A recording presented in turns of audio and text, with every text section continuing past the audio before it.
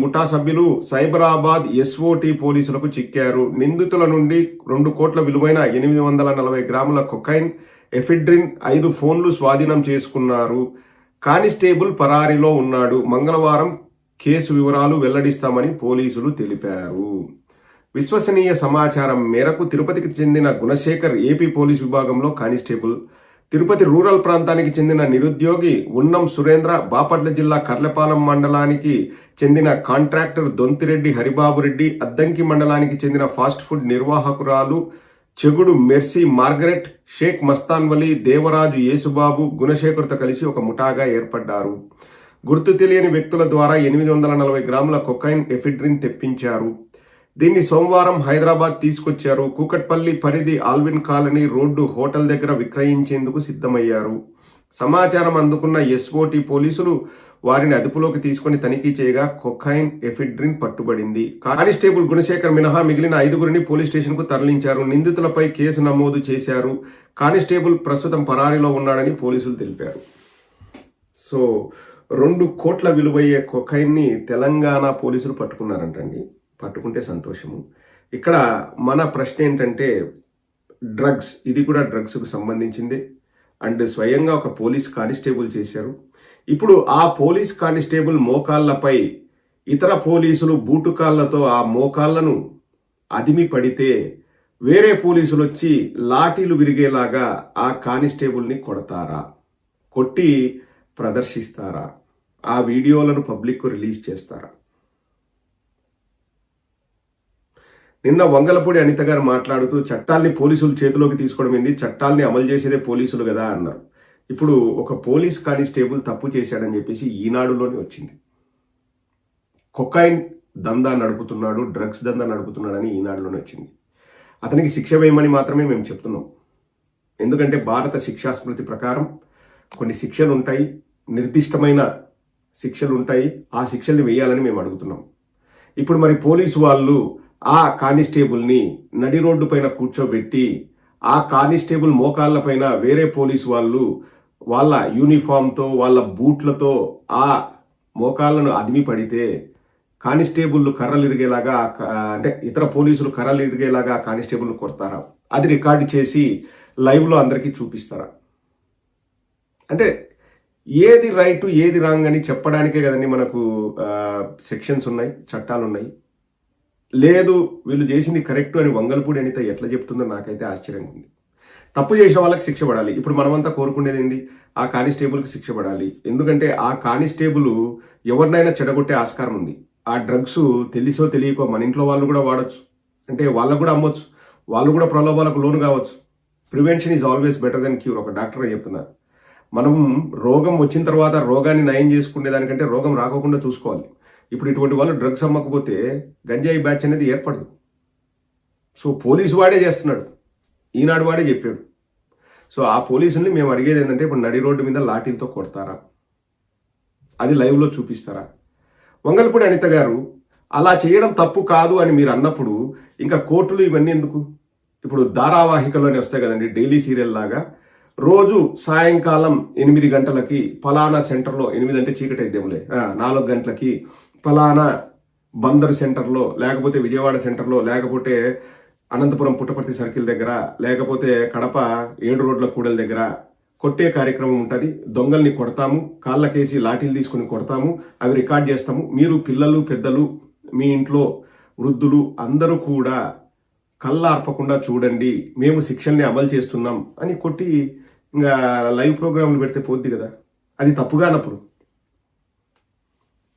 వంగలపూడి అనితనే అంటున్నా, అది తప్పుగానప్పుడు లైవ్ పెడితే సరిపోద్ది కదా. ఏది జరిగినా తప్పుని కనీసం తప్పు అని ఖండించే వ్యవస్థ ఉండాలండి. లేకపోతే వ్యవస్థలు అన్నవి మన చేయి దాటిపోతాయి. ఎవరో హ్యూమన్ రైట్సో లేకపోతే వాళ్ళో వీళ్ళో కాదు, ప్రతి ఒక్కరూ ఖండించాలి. తప్పు చేసిన వాళ్ళకి శిక్ష పడాలి. కానీ ఆ శిక్ష ఎందుకు మనం అమలు చేస్తామంటే మరొకసారి వాడు ఆ తప్పు చేయకోకుండా రోడ్డు మీద వేసి లాఠీలు తీసుకొని కొట్టి వాడిని భయభ్రాంతులకు గురి చేస్తే ముగ్గురులో 2 భయపడవచ్చు, ఒకడు రెబల్ కావచ్చు, వాడు ఇంకా అసాంఘిక చర్యలకు పాల్పడవచ్చు. మనమే ప్రేరేపిస్తున్నట్టు అవునా కాదా? ఇక్కడ చాలా మంది అంటున్నారు, అన్న వాళ్ళు గంజాయి బ్యాచ్ అంట. ఎవరు గంజాయి బ్యాచ్ ఎవరు గంజాయి బ్యాచ్ కాదో నిర్ధారించాల్సింది మళ్ళా కోర్టులు. తప్పు చేస్తే శిక్ష వేయమనండి భయ్. ఎవడు తప్పు చేసిన వాడికి ఎవడు వెనకేసుకొని రాడు, ముందేసుకొని రాడు, అవసరం కూడా లేదు. కానీ చట్టాలను తమ చేతుల్లోకి తీసుకొని ఇష్టారీతిన ఇట్లా ఏం చేసినా కరెక్టే.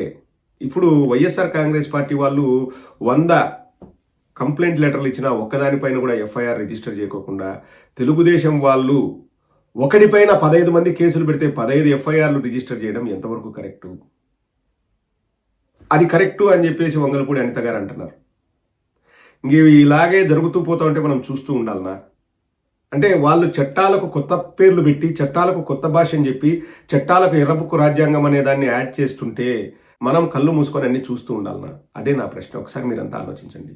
ఇప్పుడు ఈ కానిస్టేబుల్ని రోడ్డుపైకి తీసుకొచ్చి కొడితే వంగలపూడి అనిత గారిని మనందరం కూడా ఒప్పుకుందాం.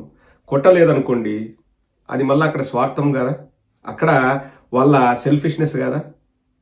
మరి అందరినీ కొట్టాలా? గంజాయి ఇప్పుడు ఎక్కడో విజయనగరంలో గంజాయి దొరికింది, పెద్ద పెద్ద మూటలు దొరికినాయి. ప్రెస్ మీట్ కూడా పెట్టి పోలీసు వాళ్ళు కూడా డిస్ప్లే చేసినారు. ఆ గంజాయి దొరికింది కదా, ఎవడు ఆ గంజాయి అమ్మవాడా లేకపోతే సాగు చేసేవాడా, వాళ్ళని కాళ్ళకేసి ఎందుకు కొట్టలేదు?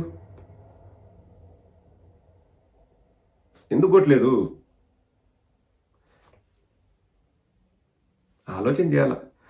ఇది ఒక గంజాయికో, ఒక వ్యక్తికో, ఒక ఊరికో సంబంధించిన సమస్య కాదండి. ఈ ఎర్రబుక్కు రాజ్యాంగం అన్నది రాష్ట్రానికి సంబంధించిన సమస్య. రాష్ట్రాన్ని పట్టి పీడిస్తోంది.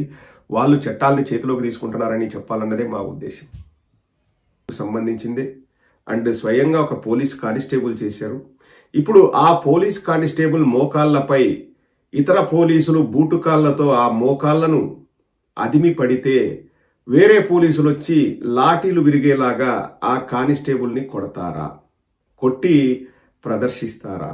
ఆ వీడియోలను పబ్లిక్కు రిలీజ్ చేస్తారా? నిన్న వంగలపూడి అనిత గారు మాట్లాడుతూ చట్టాల్ని పోలీసుల చేతిలోకి తీసుకోవడం ఏంది, చట్టాల్ని అమలు చేసేదే పోలీసులు కదా అన్నారు. ఇప్పుడు ఒక పోలీస్ కానిస్టేబుల్ తప్పు చేశాడని చెప్పేసి ఈనాడులోనే వచ్చింది. కొకైన్ దందా నడుపుతున్నాడు, డ్రగ్స్ దందా నడుపుతున్నాడని ఈనాడులోనే వచ్చింది. అతనికి శిక్ష వేయమని మాత్రమే మేము చెప్తున్నాం.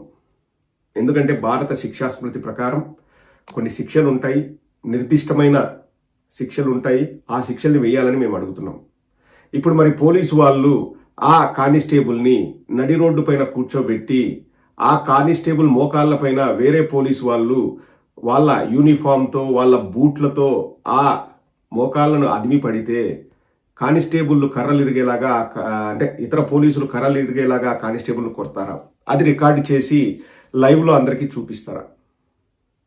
అంటే ఏది రైట్ ఏది రాంగ్ అని చెప్పడానికే కదండి మనకు సెక్షన్స్ ఉన్నాయి, చట్టాలు ఉన్నాయి. లేదు వీళ్ళు చేసింది కరెక్ట్ అని వంగలపూడి అనిత ఎట్లా చెప్తుందో నాకైతే ఆశ్చర్యంగా ఉంది. తప్పు చేసిన వాళ్ళకి శిక్ష పడాలి. ఇప్పుడు మనమంతా కోరుకునేది ఏంది? ఆ కానిస్టేబుల్కి శిక్ష పడాలి. ఎందుకంటే ఆ కానిస్టేబుల్ ఎవరినైనా చెడగొట్టే ఆస్కారం ఉంది. ఆ డ్రగ్స్ తెలిసో తెలియకో మన ఇంట్లో వాళ్ళు కూడా వాడచ్చు, అంటే వాళ్ళకు కూడా అమ్మొచ్చు, వాళ్ళు కూడా ప్రలోభాలకు లోను కావచ్చు. Prevention is always better than cure. ఒక డాక్టర్ చెప్తున్నారు. మనం రోగం వచ్చిన తర్వాత రోగాన్ని నయం చేసుకునే దానికంటే రోగం రాకోకుండా చూసుకోవాలి. ఇప్పుడు ఇటువంటి వాళ్ళు డ్రగ్స్ అమ్మకపోతే గంజాయి బ్యాచ్ అనేది ఏర్పడదు. సో పోలీసు వాడే చేస్తున్నాడు, ఈనాడు వాడే చెప్పాడు. సో ఆ పోలీసుల్ని మేము అడిగేది ఏంటంటే, ఇప్పుడు నడి రోడ్డు మీద లాఠీలతో కొడతారా? అది లైవ్లో చూపిస్తారా? వంగలపూడి అనిత గారు అలా చేయడం తప్పు కాదు అని మీరు అన్నప్పుడు ఇంకా కోర్టులు ఇవన్నీ ఎందుకు? ఇప్పుడు ధారావాహికలోనే వస్తాయి కదండి, డైలీ సీరియల్ లాగా. రోజు సాయంకాలం 8 గంటలకి ఫలానా సెంటర్లో, 8 అంటే చీకటి అయితేములే, 4 గంటలకి ఫలానా బందర్ సెంటర్లో, లేకపోతే విజయవాడ సెంటర్లో, లేకపోతే అనంతపురం పుట్టపర్తి సర్కిల్ దగ్గర, లేకపోతే కడప 7 రోడ్ల కూడల దగ్గర కొట్టే కార్యక్రమం ఉంటుంది. దొంగల్ని కొడతాము, కాళ్ళకేసి లాఠీలు తీసుకుని కొడతాము, అవి రికార్డ్ చేస్తాము. మీరు పిల్లలు, పెద్దలు, మీ ఇంట్లో వృద్ధులు అందరూ కూడా కళ్ళార్పకుండా చూడండి.